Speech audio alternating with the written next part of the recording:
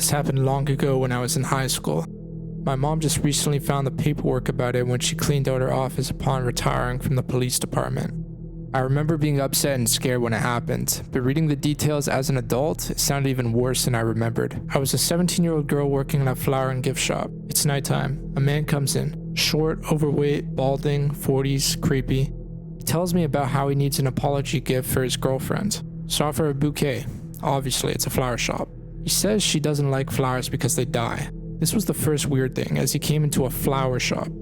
Then he goes into detail about how he hit her and asked me if I think he was right to do so. This was long ago, so I don't remember exactly what I said, but it was something along the lines of, not if you want her to continue being your girlfriend. He then tells me what a great job I'm doing and asks when I get off work. I dodge answering, he leaves. Nothing for 6 months.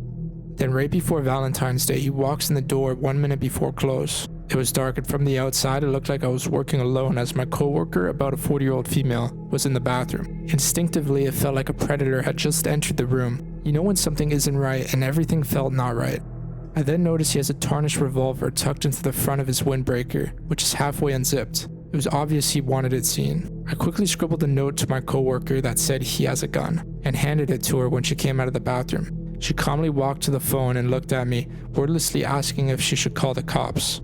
I shook my head no, as I felt like it would escalate the situation. God forbid he heard the police coming and took us hostage or something. I was just going to try and act as calm and normal as I could, and hopefully not tip the situation into something more dangerous.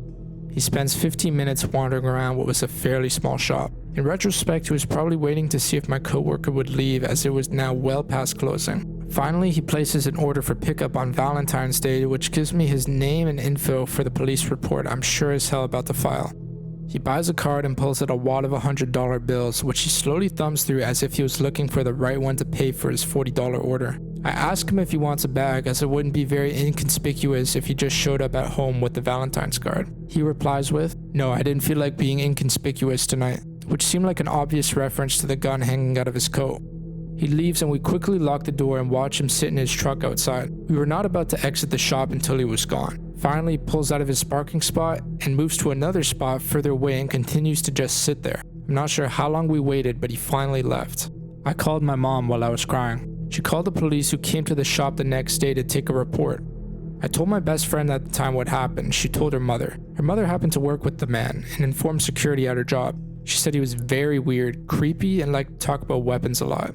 Security at his job, which is a large company with government contracts and things having to deal with tech and security, pulled him into the office and questioned him about it. He claimed it was a glove in his pocket, not a revolver. The police were pissed that his company made contact with him about it before they did, and he successfully dodged the cops' multiple calls and visits to his apartment. My mom, much to my teen fury at the time, made me quit my job. However, in retrospect, it was totally the right call. The dude came in on Valentine's Day to pick up his order, and I never saw him again since. 3 years ago, I was walking home late at night from my friend's house. It was dark, and at the time, I lived in a rough part of a large city. I've had many sketchy situations that I've gotten myself out of, so I guess I felt sort of invincible, like nothing truly scary could happen to me. When I walk alone, I always try to stay alert and aware of my surroundings for my own safety, just in case. About halfway home and roughly 10 minutes to my apartment, I noticed a van tailing me. I was used to this, since in my city it's very common for a young woman in a rough area to get propositioned for sex. It's embarrassing how desensitized to this I was. I did my usual and crossed the road so that I would be walking beside the traffic heading in the other direction. I wasn't scared, just annoyed. The van then turned down a side street, then back onto the road I was on, and pulled up to me. At this point, I still wasn't scared. Again, this has happened so many times, and it never mattered if I was wearing something that showed more skin or if I was wearing a winter coat zipped from just below my chin all the way down to my ankles. The area is notorious for that type of activity. I decided to be firm and told the person sternly, "I'm not interested." I noticed there were 2 men in the van. They almost looked identical and may have been twins or brothers. Both men had a very, very dark complexion, dark eyes, and short dark hair. The van didn't move. I was super annoyed and crossed the road again to get away. At this point, I figured this would be enough for them to stop following me. They didn't.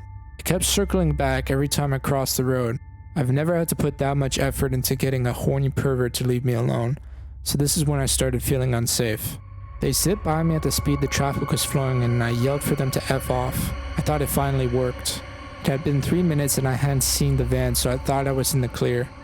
Just in case, I pulled my phone out and was getting ready to call my sister that I lived with. Just then, the van pulled up to me very quickly, and before I could even blink, one of the men jumped out of the van, opened the back door, and approached me quickly in an aggressive manner as if he was about to scoop me up and throw me into the vehicle. The traffic in that area is very inconsistent. It was dead, and I imagine that's what they were waiting for. Just as the man was about to place his hands on me, I tilted my phone and said, "You are being filmed in my live video chat. I gave my friends your license plate number and the police have been notified." I was so scared, but I didn't let that show. I stayed as calm as I could. The man paused like he was considering if I was bluffing or telling the truth, so I tilted the phone more as if I was giving the fake audience a better look at him. He then jumped into the van and they sped off. I have never been the same since that night. I'm afraid of walking alone now, even in the daytime. Stay safe out there. I have never shared this story except strangely enough to my teacher at the time. I was in the first grade at an elementary school in Texas. We lived about 3 blocks down, as my mother liked to call it. I personally feel like it was a lot more. My sister and I were brought to school on a regular basis and walked home. My parents decided to divorce right at this time. My dad moved out and we started seeing him every other weekend. My mom began dating someone else, and I remember she no longer became interested in taking us to school as much. She became very preoccupied with her new relationship, and I remember that she often had me walking to school as well as coming home. Thinking back now, I am not sure why I was late. There might have been a doctor's appointment or something. I remember that it wasn't very late at all, maybe just an hour or so after school started. My mom pulled up in the car and I got out. I remember hoping that she would wait there to watch me go up the flight of stairs and inside, but she drove off right away to my surprise. A man, pretty normal looking, stepped out of the car looking directly at me. My mom had pulled off and this man was the only person around. He crossed the street quickly, at an angle coming directly towards me. I remember turning and running up the steps. There were 3 flights of stairs with landings in between. When you are a little girl, these stairs seem much bigger. I remember looking over my shoulder and he was literally running up the stairs after me, and I had that horrible gut reaction and ran as fast as I could. I remember the double doors in front of me and I was panicked, thinking I would not make it. At that young age, I felt the energy coming from this otherwise normal-looking person who looked like a dad. I remember the huge intrinsic feeling of doom and urgency to go through those doors.